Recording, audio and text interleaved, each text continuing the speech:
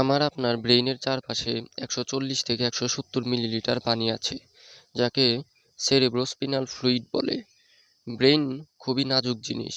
যদি এই পানিটুকু না থাকতো তাহলে সামান্য দৌড় দিলেই খুলিতে বাড়ি খেয়ে মস্তিষ্কে রক্ত জমে যেত। খুব বেশি ঝাঁকি হলে, যেমন সড়ক দুর্ঘটনায়, পানির ক্ষমতা অতিক্রম করে আঘাত লেগে যায়, যাকে বলে হুইপ্লেস ইনজিউরি। আবার আমরা যখন মায়ের পেটে ছিলাম তখনও 600 থেকে 800 মিলিলিটার পানিতে ঘেরা ছিলাম। একে অ্যামনিওটিক ফ্লুইড বলে। এই পানিটুকুর কারণেই মায়ের নড়াচড়ায় নাজুক শিশুটি আঘাত থেকে রক্ষা পায়। আবার আমার ব্রেইনের চারপাশে যে শক্ত হাড়ের বাক্স দেওয়া হয়েছে, ফুসফুস আর হৃৎপিণ্ডের বাইরে আবার বাক্স দিলে হবে না, কারণ এখানে শ্বাস প্রশ্বাসের ব্যাপার আছে, নড়াচড়ার ব্যাপার আছে। এখানে দরকার শক্ত হাড়ের খাঁচা, এখানে এটাও দিয়ে দেওয়া হলো।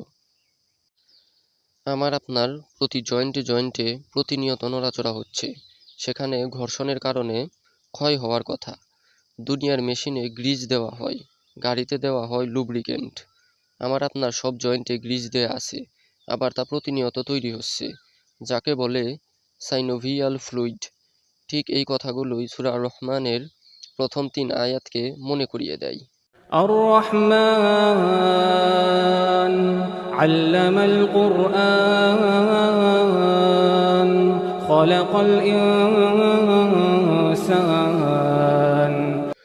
দয়াময় শিখিয়েছেন কুরআন, বানিয়েছেন মানুষ। সূরা আর রহমানের 3 নম্বর আয়াতে মহান আল্লাহ তাআলা আমাদের বলছেন, তিনি সৃষ্টি করেছেন মানুষ।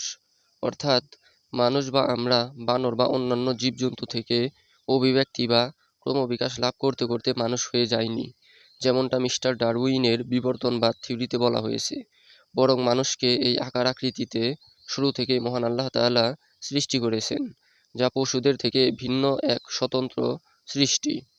এখানে মানুষ শব্দটি জাতি হিসাবে ব্যবহার হয়েছে। মহান আল্লাহ তাআলা এখানে আমাদের বলছেন, আমি দয়া করে তোমাদেরকে অদৃশ্য জগতের খবরগুলো পৌঁছিয়েছি কুরআনের দ্বারা। আমি তোমাদের কুকুর বিড়াল করে বানাইনি যে দেখা দিতে হবে, সব দেখিয়ে দিতে হবে। আমি তোমাদেরকে মানুষ বানিয়েছি কারণ আমি তোমাদের সেই ক্ষমতা দিয়েছি যে খবর শুনেই তুমি সিদ্ধান্ত নিতে পারো। পঞ্চ ইন্দ্রিয় দিয়ে আমার সৃষ্টিকে জেনে ইন্দ্রিয়ের অতীত আমাকে চিনে নেওয়ার যোগ্যতা তোমাদেরকে তো দিয়ে দিয়েছি। এখন তোমার সেই যোগ্যতা, সেই মনুষ্যত্বকেই প্রশ্ন করছি, এখনই চেননি দয়াময়কে? الرحمن علم القرآن خلق